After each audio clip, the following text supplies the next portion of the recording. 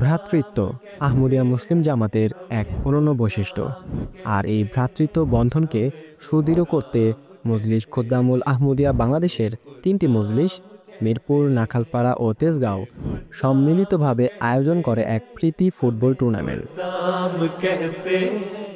গত ৯ নভেম্বর ২০২৪ এই ৩ মজলিস একত্রিত হয় মিরপুরের একটি টার্ফ স্টেডিয়ামে।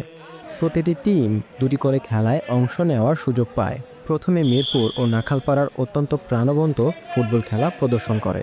এরপর মিরপুর মজলিসের সাথে তেজগাঁও মজলিসের ম্যাচ অনুষ্ঠিত হয়। এইভাবে প্রথম ধাপের ম্যাচ শেষে পয়েন্ট টেবিলে এগিয়ে থাকা নাখালপাড়া ও মিরপুরের মাঝে ফাইনাল খেলা অনুষ্ঠিত হয়। প্রতিটি ম্যাচই ছিল টানটান উত্তেজনা। ফাইনাল খেলার শুরুর কিছুক্ষণের মধ্যেই নাখালপাড়া মজলিস অত্যন্ত নৈপুণ্যের সাথে গোল করতে সমর্থন হয়, আর এর পরপরই মিরপুর মজলিস তাদের বিপক্ষে গোল পরিশোধ করে। হাড্ডাহাড্ডি লড়াই শেষে ৩-১ গোলে মিরপুর মজলিস বিজয় লাভ করে।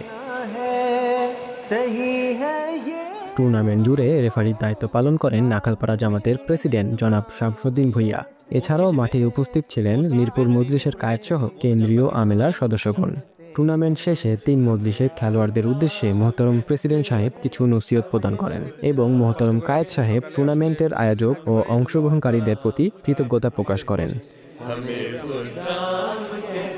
সম্পূর্ণ টুর্নামেন্টে অসাধারণ দক্ষতা ও নৈপুণ্যতার সাথে খেলা প্রদর্শন করে প্লেয়ার অব দ্য ম্যাচের সম্মান অর্জন করেন মিরপুর মজলিসের গোলরক্ষক আবু মাসরুর রূপম।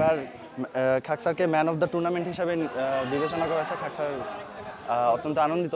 এরপর রানার আপ দলের অধিনায়ক রাহুল আলীর হাতে ট্রফি তুলে দেওয়া হয়। সবশেষে বিজয় দলের হাতে চ্যাম্পিয়ন ট্রফি তুলে দেন কেন্দ্রীয় আমেলার সদস্যগণ। বিজয় দলনেতা শেখ প্লাবন আহমদ ট্রফি গ্রহণ করেন।